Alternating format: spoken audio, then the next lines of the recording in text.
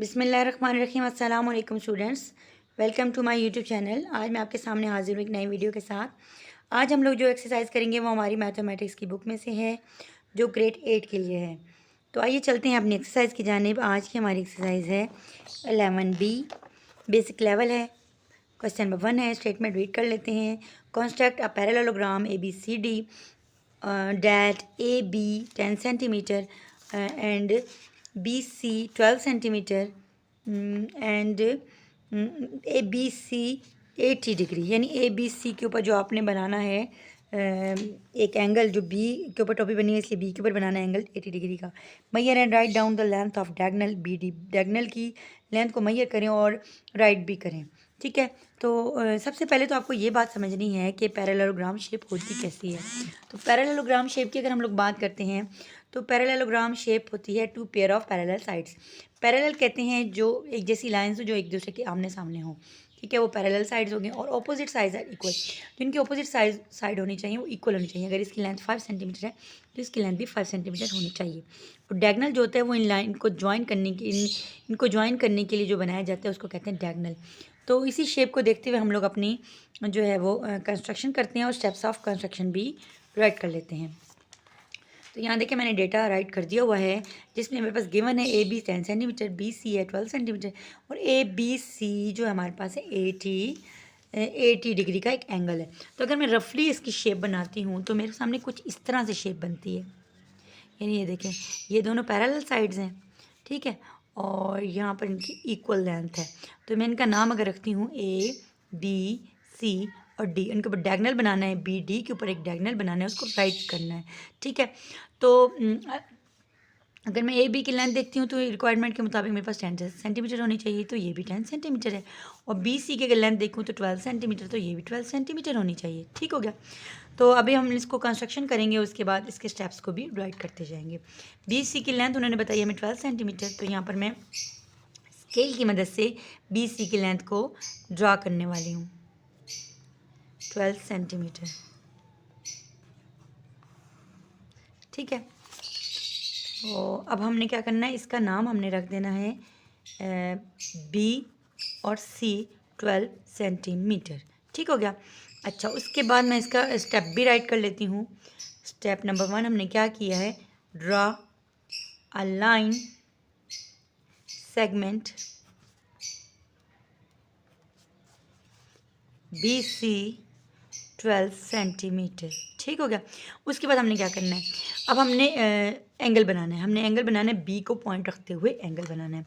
तो मैंने अपने प्रोट्रैक्टर की मदद से मैं B के ऊपर पॉइंट रखूँगी और इसको 80 डिग्री का एक एंगल बनाऊँगी। यहाँ तक बनता है मेरे को 80 डिग्री का एंगल। ठीक है, तो मैं B से लेकर यहाँ तक एक लाइन ड्रॉ कर दूँगी, बता दूँगी कि ये 80 डिग्री का बना है। अब मैं इसका स्टेप राइट करूँगी कि मैंने क्या किया है, यहाँ पर A को पॉइंट रखा था, सॉरी B को पॉइंट रखा था at a point B, make at angle of 80। ठीक हो गया। अब मैंने क्या करना है, अब हमने एक आर्क ड्रा करनी। क्यों? क्योंकि उन्होंने हमें बोला है कि A और B की जो लेंथ होनी चाहिए वो 10 सेंटीमीटर, और मैंने रफली शेप बनाई थी तो मैंने इसका नाम A रखा था, तो ये A नाम होगा। और A और B से मैं एक आर्क बना लूँगी जो मेरे पास होएगी 10 सेंटीमीटर की। इसके लिए मैं अपनी जो है कंपास को खोल लूँगी और 10 सेंटीमीटर तक खोलूँगी।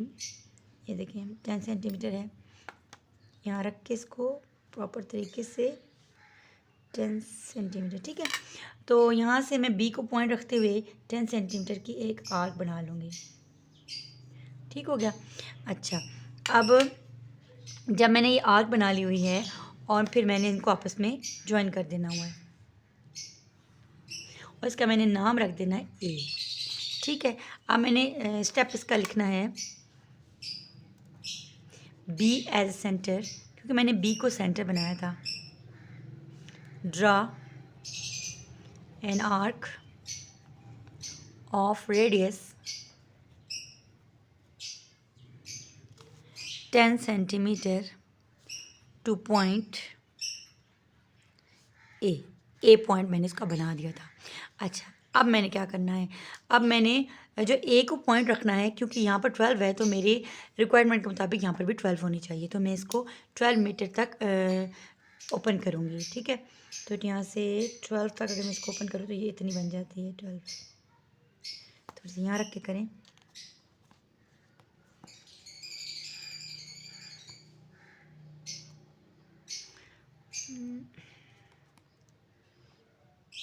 ये देखिए थोड़ी सी इसको, ये 12 सेंटीमीटर की ओपन हो चुकी हुई है। तो मैं यहाँ पर पॉइंट रखूँगी ए को, और ए से लेकर यहाँ तक मैंने अपनी पैरेललोग्राम शेप को बनाते हुए एक आर्क बना लूँगी। ठीक हो गया। अब मैं इसका स्टेप लिखने लगी हूँ कि A as a centre, draw an arc of radius मेरे पे बनाया था 12 सेंटीमीटर टू पॉइंट डी। अच्छा, इसका मैं नाम रख दूँगी डी, इसको ज्वाइन करूँगी आपस में और इसका नाम रख दूँगी डी।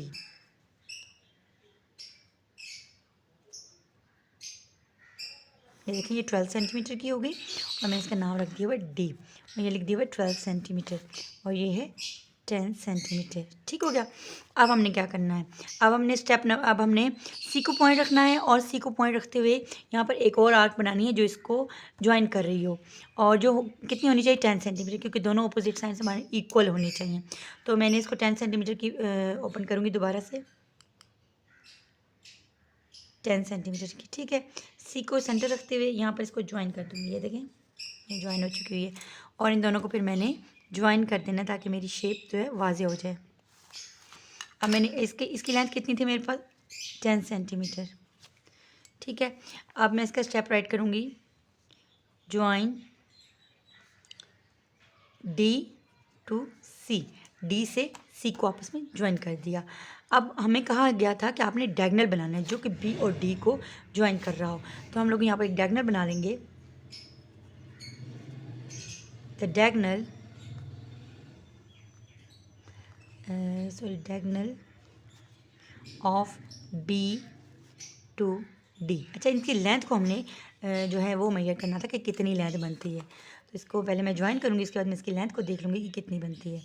अच्छा, यहाँ देखें ये मेरे यहाँ तक तो 15 हो गया। ठीक है।